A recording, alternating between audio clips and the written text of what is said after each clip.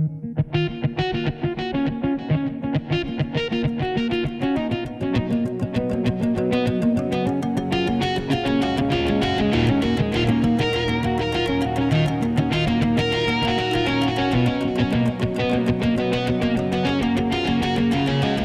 disclosure, I'm Robin Farzad. The confrontation between Iran and Saudi Arabia is really the governing principle right now in the region. The Iranian influence in Iraq, the Iranian influence in Yemen, its obvious influence in Syria and Lebanon has, kind of put some people on their heels there. Morgan Till, PBS NewsHour's foreign editor, is our guest for the hour, so please stay tuned. This show is made possible by the support of Solomon & Ludwin, a boutique wealth management firm dedicated to helping families make smart financial decisions. You worked hard and sacrificed to create and build wealth. They treat advice given to you with the respect your journey deserves. For over 30 years, Solomon & Ludwin has earned a reputation of trust and confidence. Recognized by Barron's as a Hall of Fame advisor. Learn more at solomonludwin.com. Full Disclosure airs on NPR One, Spotify, and on Apple Podcasts at link fulldradio.com.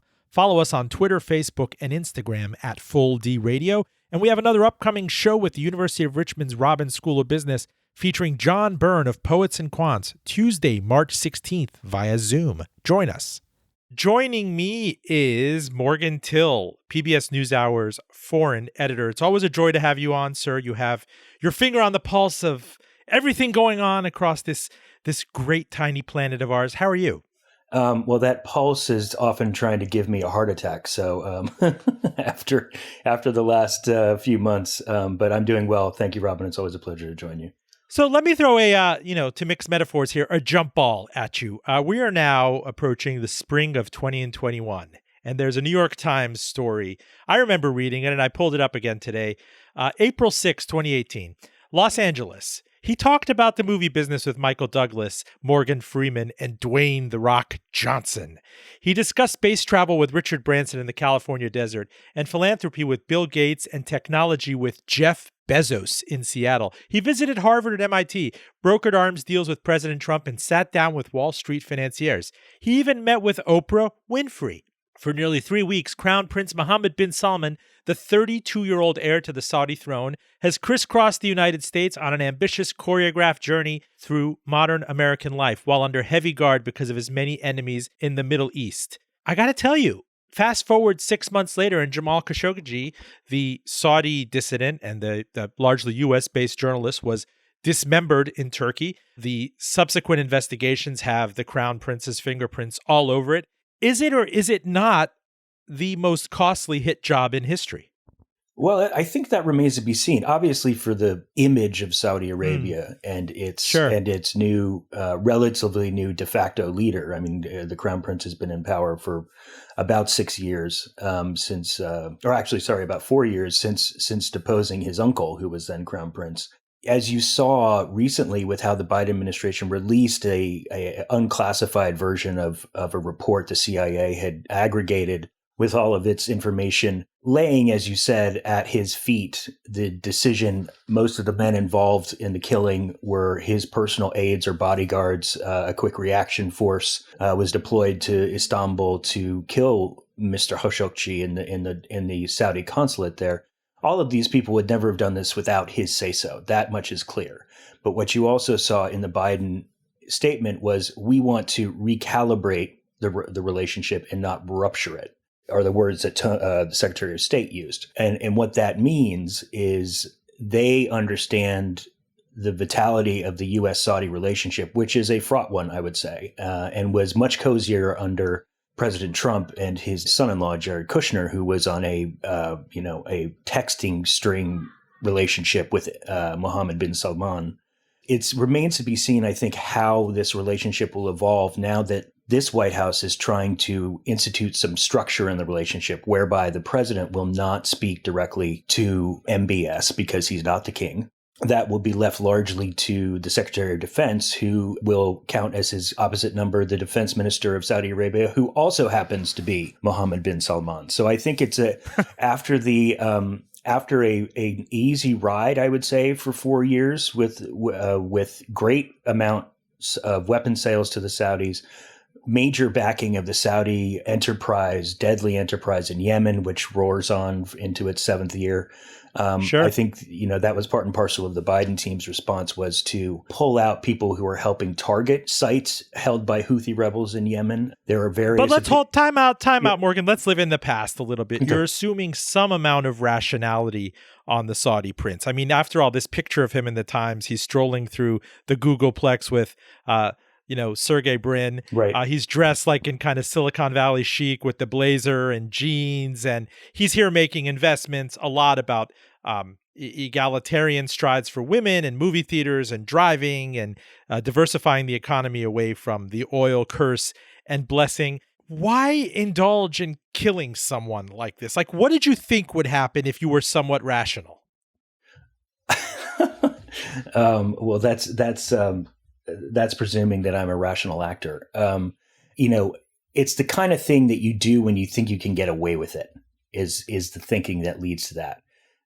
They had a pretty long-standing persecution of dissidents, journalists, practice in standing. We actually on the NewsHour did a piece about sons and two sons of dissidents and one dissident himself in this country who were allegedly tailed by Saudi intelligence, run out of the Saudi embassy in Washington. One of them was the son of a prominent Shia cleric in the eastern part of Saudi Arabia, where there's a predominance of Shiite Muslims. But going back to my main point is, if you don't think there are going to be consequences for your actions, you do this kind of thing. It's also, frankly, bespeaks an insecurity about criticism of your government, even as he was on this very high-profile PR campaign. He got a relatively softball profile in 60 Minutes. He did, as you say, all of these amazing visits across Silicon Valley, Washington. Remember the tableau of the president in the Oval Office holding up these pictures of weapon systems that the United States was selling them. But, I think I can't say whether the last 2.5 years have chastened him at all. I think their reaction to the Biden moves was to denounce them, essentially. And you'll note very prominently the questions for the Biden White House were, okay, if you're going to sanction 72 people involved in this, why isn't 73 named MBS?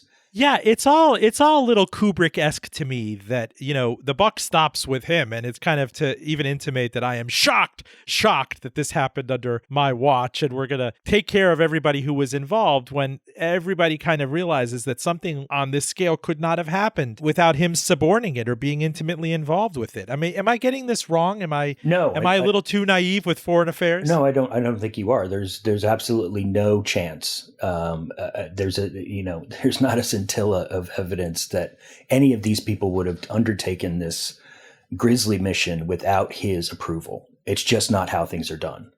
I remember nobody was much talking about his honeymoon in office when he took a bunch of distant relatives and friends and businessmen captive in the luxury hotel in Riyadh and didn't let them go for a couple of months. I mean, even that doesn't strike the air of Western Europe and kind of the G7 to do something. That's why I'm still curious as to why you think that going all out and dismembering and disappearing this person who was part of the U.S. press corps, you could have gotten away with that after this period of kind of euphoric embrace of Saudi-U.S. rapprochement relations. Well, I think part of it was, and you saw this response from the upper echelons of the Trump administration, was the president never acknowledged it, basically glossed over it at the time. The Secretary of State was very direct in saying we need the Saudis, and the leaks, as they were about responsibility, were coming from the intelligence community and probably from Capitol Hill. So I think there was the feeling at the time, a year and a half into Donald Trump's presidency, after, as we've mentioned several times, that incredible visit earlier in the year, that he could get away with it because there weren't going to be penalties coming at them from Washington. And now you can look at what the Biden people have done, and he still hasn't, there hasn't been a real price exacted on him for this. Now, obviously, people have been subject to sanctions and travel bans and such, and visa bans to come to the United States, but none of them reportedly is Mohammed bin Salman. And doing that would be extraordinary for a tacit ally. So that is the strange position. And here, maybe I'm channeling a little bit too much I, Claudius, and Sopranos and reading up on covert operations by the CIA and the UK and others in the 1950s and 60s. But is there any way to foment regime change in Saudi Arabia, or has the prince successfully kind of cleared out all practical opposition to him? I'm wary of that word because it implies external forces. He has. But let's say someone internally in Saudi Arabia, a general or he was very, no. The short answer is no.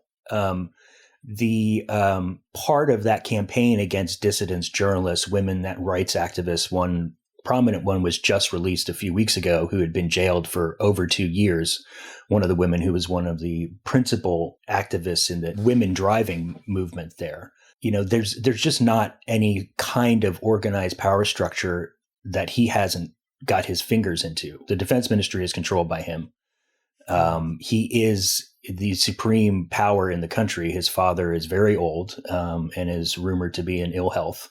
So there is no way to challenge him. And he is 35 years old. He will likely be in power there, notwithstanding an accident or an early death of some kind, for the next 45 or 50 years.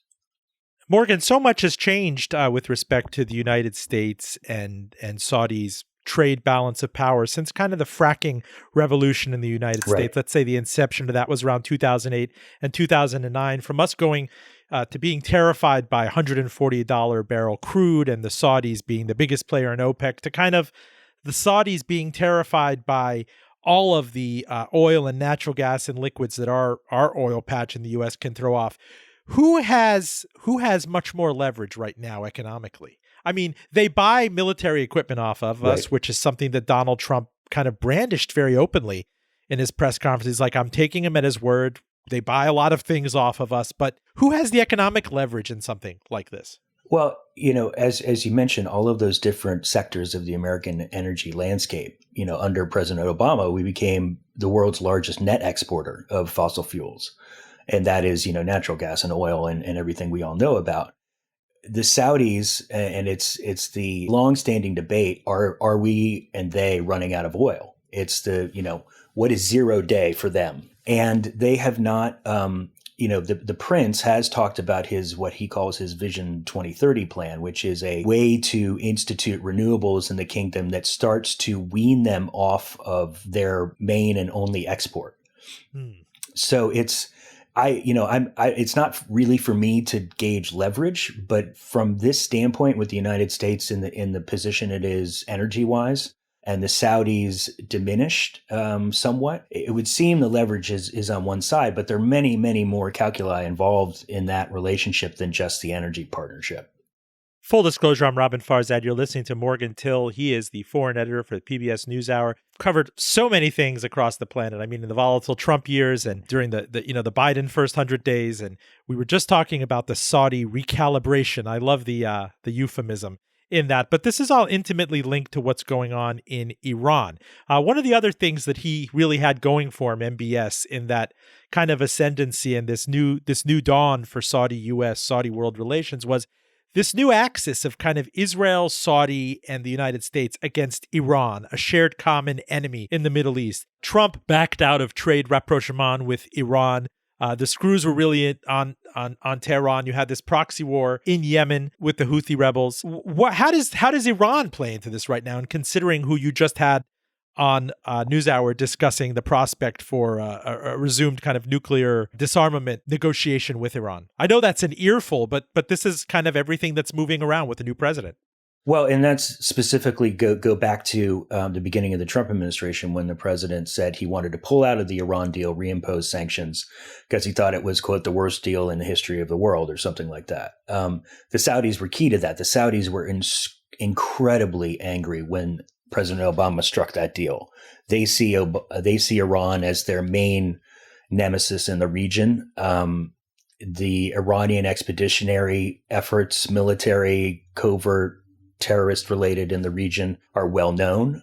Part and parcel of supporting the war originally by President Obama in Yemen was to, try to placate some of that anger and help them try to rout the Houthi rebels there.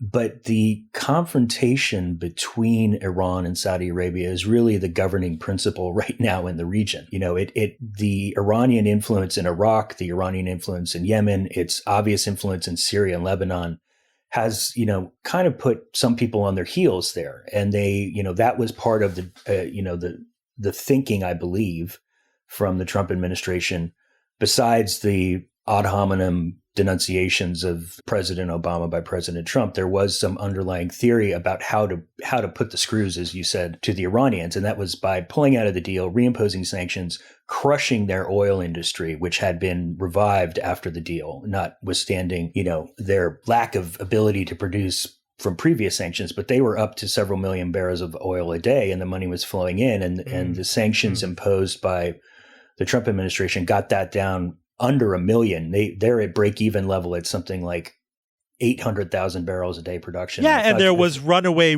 inflation and right. bizarre things happening with people jobbing and, doctors becoming cabbies at night and people hoarding used cars. And you thought that the economy was on the brink of collapse.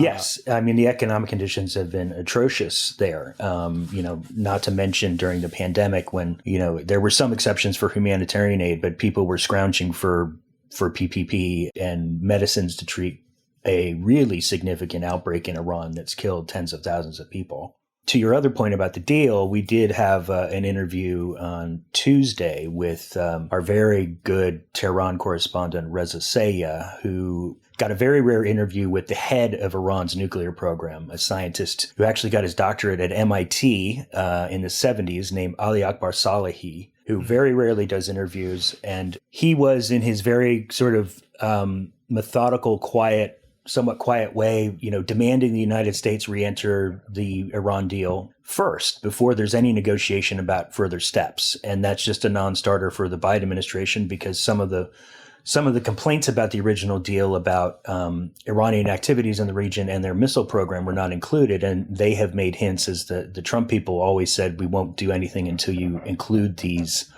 two other facets of the deal.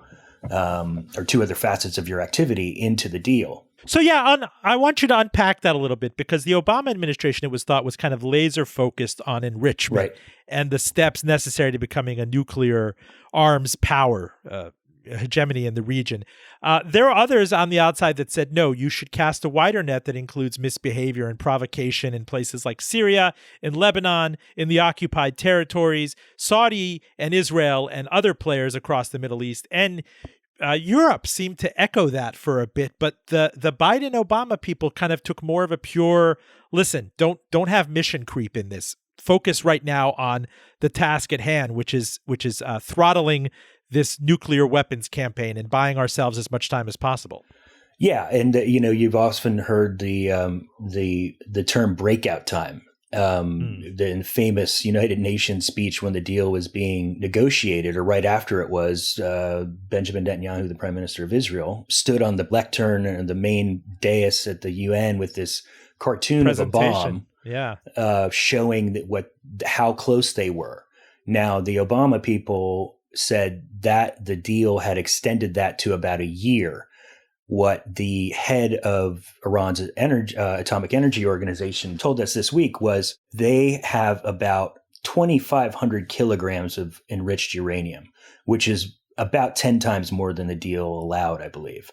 And, they are just enriching uranium. They've notified the International Atomic Energy Agency that they're going to enrich to 20% purity. Now, when it comes to enriching uranium, going from the allowed, I think it was just under 3% to 20% is quite a jump. It's not that far a jump to refine it from 20% to bomb grade material. At least what I've been told by scientists who study this, that it's not that big a leap to go from that level of refinement to something that is much more readily usable in a bomb. And they're just keeping on producing it. And Mr. Salehi said, if you go back into the deal, all that stuff goes away. We'll either sell it. The Russians took a ton of it after the deal was signed. So the Biden White House is in something of a predicament as to how they push the Iranians back to the table if they can. Now, we're looking back at kind of Iran as being such a beneficiary of the various U.S. campaigns of the past 20 years, let's say since 9/11, with the Taliban and al-Qaeda being taken out in Afghanistan. They get a kind of a nemesis on their borders out. And Iraq becomes, after the United States invasion, a sphere of influence of Tehran. And indeed, they now have Syria as a satellite. So is this what changed the entire balance of power that got Saudi and some of the other Arab Gulf nations unified against Iran for the first time maybe in 3 decades? It's certainly a big part of it. The as you rightly mentioned, the Sunni Taliban were arch nemesis of Shiite Iran. Shia of course, Iran. Yeah. Though there was some more covert dealings with al-Qaeda. You'll recall a top al-Qaeda operative was killed, likely by the United States or Israel, last summer in Iran. They had a program where they would let these guys live there if they were under monitoring, and so they just wouldn't do anything to themselves.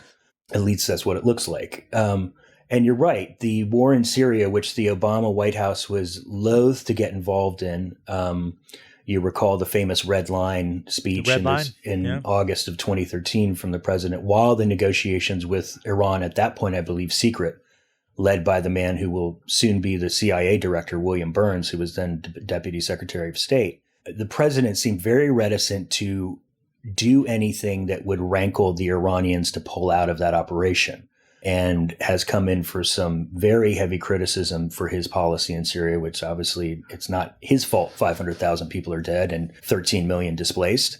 But there was a call for the United States to try to intervene at a point earlier in the war where the horror was not what it is now, where you have essentially a failed state with a large portion of it controlled by Syrian Kurds, a little redoubt in the northwest controlled by rebels and Islamist militants, and then Bashar al-Assad overseeing a destroyed country from Damascus. So the Iranians were very helpful in propping him up, as was Hezbollah, which is largely an Iranian creation in Lebanon, which, is the strongest military force in that country and was also instrumental in 2012 and 2013 propping up Assad as the war looked like it was going badly for Assad and his regime. And they and the Iranians and then later the Russians in 2015 really turned the tide of the war for Assad. Now the question is, what happens now? They're still killing and dying every day. There's a massive COVID-19 outbreak. The Kurds, who were, some say, abandoned by the president in a famous tweet right before Christmas of 2018 that led to the resignation of then Secretary of Defense James Mattis, have their own war going on with the Turks, essentially. So there's a witch's brew of actors in Syria, one of them being Iran, that has really made the situation a Gordian knot that is almost impossible to untie. Full disclosure, stay with us. This episode podcasts to Apple at linkfulldradio.com, NPR One, and Spotify. Full disclosure, I'm Robin Farzad. We are joined by Morgan Till, PBS NewsHour's foreign editor. We are discussing Iran and the broader Middle East in our broader conversation about foreign affairs coverage, in the midst of the Biden first 100 days. What of Iran? I'm Iranian, and I've always been led to believe that my ancestors were always, the people of the bazaars were very open to grand bargains. You can't make me a deal that I won't refuse ultimately. I would love to go back and forth with you. Iran, this regime, if it believes in self-preservation 40 years after the revolution, does it have to expand? Does it have to be mischievous and expansionist necessarily, Morgan? Can't it just take the money and buy itself security for several decades hence? Well, that's the argument that people who say you've got to fold in the ballistic missile program and its expeditionary military adventurism in the region have to be part of this, because, they are obviously, there is an evangelical aspect to this of, protecting Shia in the region and propagating Shia Islam. You'll recall when Hezbollah initially went into Syria, they went in reportedly to protect the shrine of Sayyidina Zainab, who is the sister of the Prophet Muhammad, which is outside Damascus. And they went in allegedly to do that, and of course, obviously spread throughout the country as hand in glove with Syrian forces. But that is getting back to the original point I was making. it is the kind of, I can't speak to Iranian motivations. I would ask you, you would know far better being a Persian speaker. I can't speak to their motivations. A lot of countries have that kind of motivation. The United States is often accused of that, even though the United States likes to say that they're trying to export values and democracy. The Iranians will make a counter argument as to what they're doing to fight back against the United States actions, largely in the Middle East. So, whether these negotiations can be resumed and those two different elements folded in there, the Iran deal clearly didn't diminish Iranian missile development. It clearly didn't diminish their desire to support Bashar al-Assad. It clearly, there were routine missile strikes, largely by the Israelis, against Hezbollah sites along what they call the Baghdad to Beirut road, Baghdad to Damascus, that they were carrying weapons and missiles, and the Israelis have conducted hundreds of strikes against Iranian and Hezbollah elements in Syria to prevent the rearming of Hezbollah, since they were bled so severely by the war in Syria protecting Assad. So whether those elements can be negotiated, I can't say. I mean, they were, Reza Sayah asked Mr. Salahi last night. He's, the supreme leader in Iran has famously issued a fatwa, a religious decree, against a nuclear bomb. Now, whether that's worth the paper it's written on, many people will say it's not. But Reza asked him, so if a nuclear weapon is haram, forbidden, why aren't long-range missiles haram? And he kind of stopped short and he said, well, with missiles, you're trying to just hit what you want to hit. You're trying to hit a point. But with a nuclear bomb, and then he turned the tables on the United States and said, well, the United States killed 200,000 people in Hiroshima and Nagasaki in the blink of an eye. It's kind of dodging the question. The obvious import of their missile program would be if they can miniaturize a device and put it on a warhead and fire that, then they're in the nuclear club with about 9 other countries. And that's the great fear that drove, I believe, President Obama to, as he said, was they can't be allowed to have a nuclear weapon. That was the motivating factor there. The other things may have seemed at the time a bridge too far to get them to the table, to try to squash or at least hold back their program. But we'll see in the upcoming weeks and months whether that negotiation can be tripartite with all three things included in a largely renegotiated deal, should it come to that. Morgan Till, Bibi Netanyahu, the longest-serving ruler of modern-day Israel. I don't know how many years it's been. I just don't remember the last time Labor was in charge of the government there. But is he hanging by a string? He seems to have survived so many near-death experiences, indictment, flash elections and re-elections and power-sharing arrangements. And on top of that, the fact that he had notoriously bad relations with Barack Obama and once embarrassed then President Joe Biden as he was returning from a trip to Israel. Has he diminished his own clout so much that this poses a threat to Israel's interests? It's hard to say. He is obviously vehemently against the deal, came to the United States at the invitation of then Speaker of the House, Paul Ryan, in early 2015 to make a speech denouncing the deal, which was a remarkable breach of diplomatic protocol and enraged the Biden White House. He has made it very clear that they would act against a nuclear program in Iran unilaterally if need be. He found a very welcoming voice in President Trump. They were attached at the hip, essentially. The president gave him basically everything he wanted, not only the abrogation of the deal, but then recognition of Jerusalem as Golan the capital Heights, of Israel, recognizing the annexation of Golan, which is internationally recognized as occupied Syrian territory, really upending relations in many ways between the Palestinians and Israelis, despite the peace plans that were issued that greatly favored the Israelis. He's also gone on with settlement building in the West Bank, settlement expansion. And Morgan, I've not seen this outrage that people would have told you in prior administrations that the Arab street, not that it is at all a monolith, especially in the wake of the Arab Spring and the various different scenarios that happened across national capitals, it did not erupt in howls of fury when this happened, both with Golan and Jerusalem being named the capital, the United States moving its embassy to Jerusalem. Well, part of that, I think, at least from my view, is, you saw a rapid series of normalization accords, what the Trump White House called the Abraham Accords, between places like the United Arab Emirates. There are now diplomatic relations between. Okay, the United Arab Emirates, the Yankees and the Lakers never had a beef.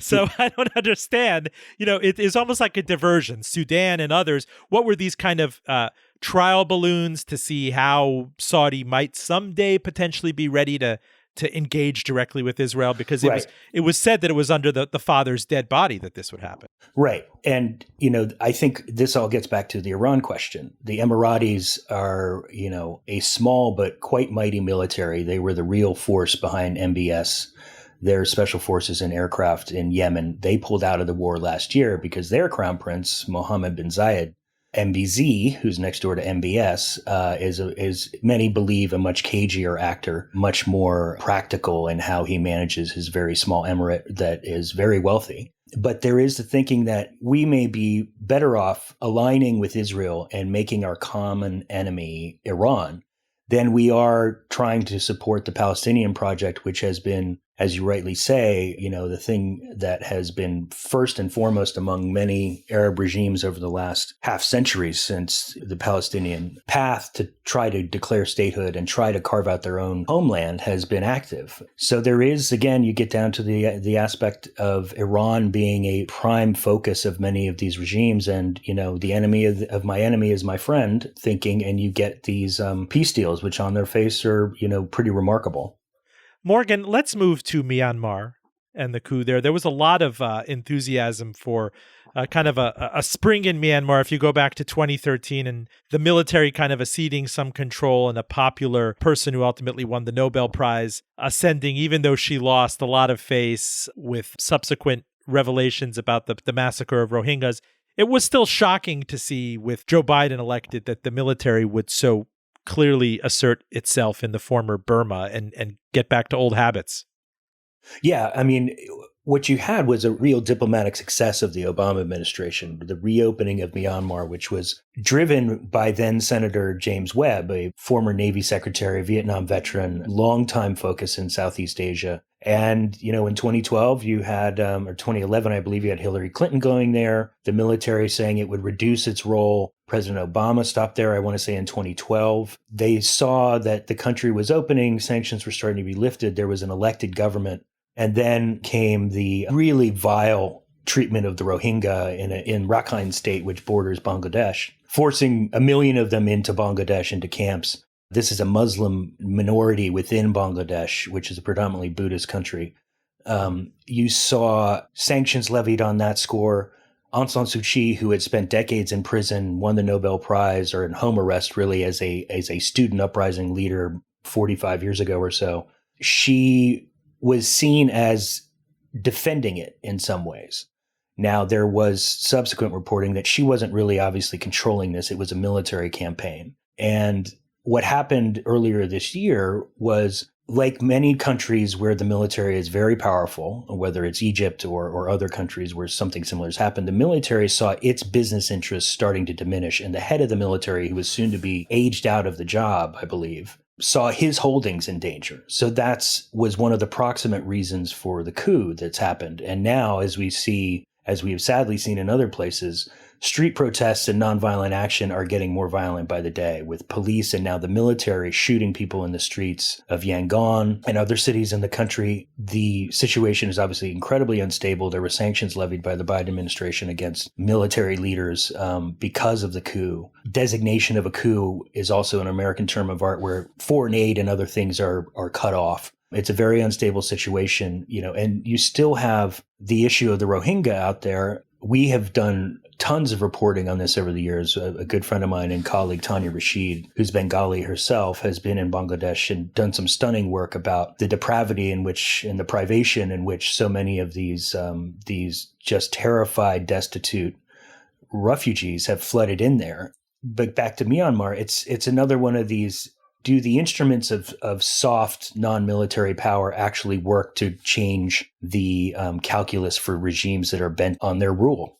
Full disclosure, I'm Robin Farzad. We're talking to Morgan Till, foreign editor at PBS NewsHour. He's a frequent guest on the show, and I love having him on because he could be on the hot seat. You could bring up anything in the country. You can bring up the king of Thailand being caught walking around in a skimpy outfit in a German mall, and he'll know what to talk about. But I'm not going to go there quite yet. I do want to go to China. And on a sober note, when you talk about privation and shocking revelations this week, and frankly, we've known this for a while, but there was a report that came out from an independent group of more than 50 global experts in international law genocide in China. We see that up to 2 million Uyghurs and other Muslim minorities are believed to have been placed in a sprawling network of detention centers across the region, according to the U.S. State Department, where former detainees allege they were subjected to indoctrination, sexually abused, and even forcibly sterilized. China denies allegations of human rights abuses, saying the centers are necessary to prevent religious extremism and terrorism. Meanwhile, on the other side of this ledger is we're coming off of a period of back and forth trade wars with China and kind of bloodying one another's noses and sanctions back and forth. How do you even have an economic or geostrategic conversation with a counterpart in Beijing and at the same time ignore something that's borderline genocidal if you are the Biden administration? Well, the first forays into that will start next week. The Secretary of Defense and Secretary of State will be going to South Korea and Japan. And then next Friday, the Secretary of State and the National Security Advisor will meet with their counterparts, their Chinese counterparts in Alaska, which is kind of the midway point between Beijing and Washington. It's Yang Jiechi and Wang Yi, who's the foreign minister, meeting with Antony Blinken and Jake Sullivan, the national security advisor. And that is, they have announced, Tony Blinken in a speech recently, that China is the main focus of competition in the oncoming years. The relationship was if you heard President Trump speak, he and Xi Jinping were on very good terms and he considered him a friend, but they were both trying to beat the tar out of each other, largely through trade. That trade war reported well known with deleterious effects on both countries going into the pandemic. An interim trade deal was struck, a phase one trade deal, which reduced some of the tariffs, and there was some renegotiation. And we at NewsHour did a 10-part series in the fall of 2019 on China and a subsequent documentary for PBS last summer, where we looked at all of this. We looked at, the trade war. We looked at the intellectual property theft and industrial espionage that the Chinese conduct all over the world, but in particular here. We looked at the technology they're developing to create a real surveillance and big brother society where people get so-called social credit for doing good things that are captured on camera. If you jaywalk, you get a demerit, but if you help someone up, you get a green point or something like that, and it's all kept on an app. They're data mining and data sets on their own people, and within the technology that they purvey around the world, led the Trump administration to essentially destroy a Chinese company called ZTE through banning its technology, and has gone a long way to handicap Huawei, which is a ubiquitous name, of course, in technology. But is there just no bandwidth in these enormously kind of heavy lifts to take on the issue at hand with the Uyghur minority, which obviously it's very hard to get reliable information, but that comes out, but that does come out uniformly shocks and horrifies people. Yes. I mean, that report you referenced from the New Lines Institute, which is created by, runs a magazine also with several frequent guests on the NewsHour, was the most declaratory report I think you've seen to date on what both the Trump administration first labeled genocide, and what the Biden administration has backed up that designation, which enrages the Chinese. As you said, they say these are re-education centers, which is a really loaded word, as we all know. Of course. And the impetus seems to be a complete desire to eradicate Islam from China. Xinjiang, the Uyghurs are a Turkic people. A lot of them fled to Istanbul, where we met a lot of them for our series. They tell horrendous, heartbreaking, awful stories of mothers and fathers, sisters and daughters going into these camps and either never coming out or coming out essentially brainwashed by Han Chinese culture and tradition. You've probably seen the state-produced video of students People dancing, people dancing dressed in Han Chinese costumes, all chanting in a room But the eyes give it away. Right. The way the cameras are looked at, and that's what is so haunting. And I wonder, especially when you think about Hong Kong, which the Vice is really, everything is tightened on Hong Kong so much in the past 2 years, and the conventions and agreements of the 1997 handover. Effectively, China's really in control of Hong Kong. Yes. Forget about decades hence. And Taiwan, all sorts of bluster towards Taiwan. What can be done to rein in China? I mean, this is 20 years into China ceding to the World Trade Organization. I don't believe it ever had an economic depression or deep recession, even after being nominally ground zero of the kind of the Wuhan, COVID breakout. It immediately recovered from that. It had a gangbusters year for exports in 2020. You must step back and wonder what, if anything, can stop or throttle China's designs and its behavior. It's the challenge that the Trump administration faced, in which the Biden administration rightly focuses on. It's a hell of a thing, as Tony Blinken, I think, said in his speech recently. He said, when we are able to collaborate, when we will, when we're in competition, we'll compete, and when we are adversaries, we will be adversaries. The Chinese expansionism, both economic and militarily, in the region and the world has been remarkable. You'll recall their Belt and Road Initiative, which was a project of hundreds of billions of dollars of loans and tunnel building and undercutting local firms to basically in usurious deals that would give them rights to basically repossess things they had built. If the smaller country, be it Sri Lanka, be it Indonesia, places as far flung as Ethiopia, as Ecuador. Yeah, it was a pawn shop type kind of shark relationship. Yeah, it was essentially a loan shark operation on a global scale, meant to update transportation, byways and railroads and shipping ports and stuff that would be largely Chinese, if not outright owned, largely Chinese influenced. That's part and parcel of their expeditionary capitalism. And when you ask, how do you leverage them? Well, Xi Jinping, like no leader really since Mao, has consolidated power very quickly in a way that seems to have him be the primary leader of the country going forward. He's in his late 60s. I think he's 66. Their leaders tend to last. I mean, remember Mao died in his 70s, I believe, and Deng Xiaoping in his 80s, who tried to undo a lot of what Mao did. But this is a 21st century version of the Chinese totalitarianism in some ways that you saw with Mao. The surveillance state buildup, the military adventurism, not really military adventurism, but, its actions in Hong Kong, which have just crushed the place in the last 2 years. It's now a subsidiary of Beijing. And the threatening of Taiwan, which President Trump was noted to say in an off-the-record quote I read recently, why the F would we try to defend them if it's a jump over a stream for China and they're halfway across the world? Why would we try to defend them? That is a clarion call on Capitol Hill, a bipartisan one, to protect Taiwanese democracy. There have been arms sales to them throughout the decades to the Taiwanese to try to bolster their defenses against China. But the questions are, if the Chinese move on Taiwan, what will the United States do? Do you want to start a great superpower, nuclear armed power war? What are the options? These are all the things that people in the Biden White House have to weigh in calculations as they look forward to dealing with the Chinese.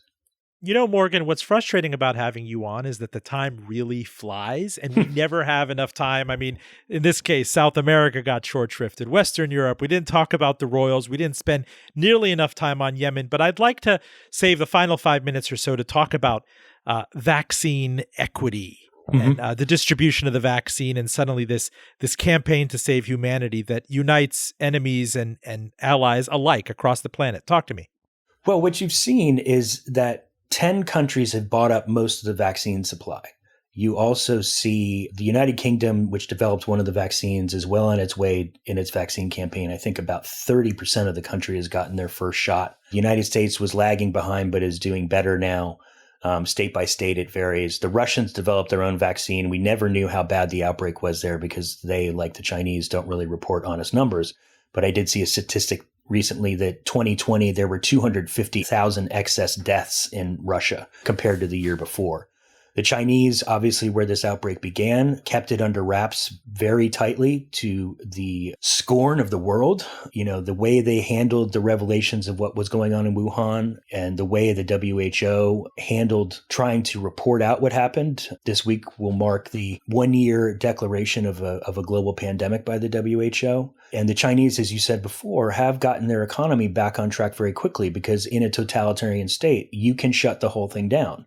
There are vast swaths of the country, Wuhan to begin with, but other cities, massive cities.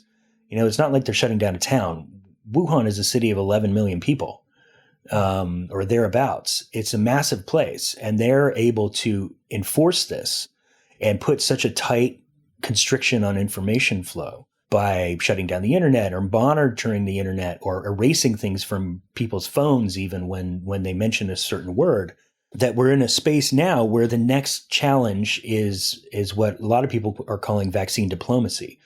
Who will be the winner in a diplomatic battle between the Chinese, the West and the US, and the Russians over who can distribute the best vaccine that will save the most people? And the Chinese have distributed hundreds of millions of doses of what they're calling Sinovacs. As you see the United States try to ramp up its production here through the Defense Production Act, but also it's buying up. The president announced this past week that the United States would be buying 100 million doses of the one-shot Johnson & Johnson vaccine. How the perception battle comes out of this is what some people in the administration are telling us is the next real fight on our hands. And you have finally a president in the White House who has always kind of fancied himself both as vice president and in his many decades as a U.S. senator. He was a greenhorn in the early to mid 70s, ascending to the Senate. He's a foreign policy wonk and a foreign policy guru. He loves to roll up his sleeves and do this. And we haven't had someone like that in office for a while, kind of purely, maybe since Bush Sr. Yeah, I think that's right. Joe Biden was Senate Foreign Relations Chair for a long time. There are many people who have questioned his judgment with his support for the Iraq War, but he is no doubt steeped in it. And he, unlike President Trump, President Obama fancied himself a bit of that, but he had none of the experience that Joe Biden did or George H.W. Bush did. But, he sees a lot of these things and it's as statements from both the National Security Advisor and the Secretary of State have made it clear that a lot of the, I think, more confrontational elements, the language used by the Trump administration about China may go away, but some underlying priorities will stay the same. The trade war is not going anywhere. They're not unwinding that just yet. It's only been, just under 2 months since they took office. Their designation of the Uyghur genocide is a big deal. Trying to figure out a more stable path forward with the Chinese is, not only just the challenge of this administration, it's going to be the challenge of the coming century for the United States. Gosh, and we did not even mention North Korea and probably the paucity of back and forth love letters at this point. Vladimir Putin hardly mentioned, Venezuela, Canada, Puerto Rican statehood. There's so much to discuss, which is why you are such a great guest. Please, Morgan Till, PBS NewsHour foreign editor, come back on this show.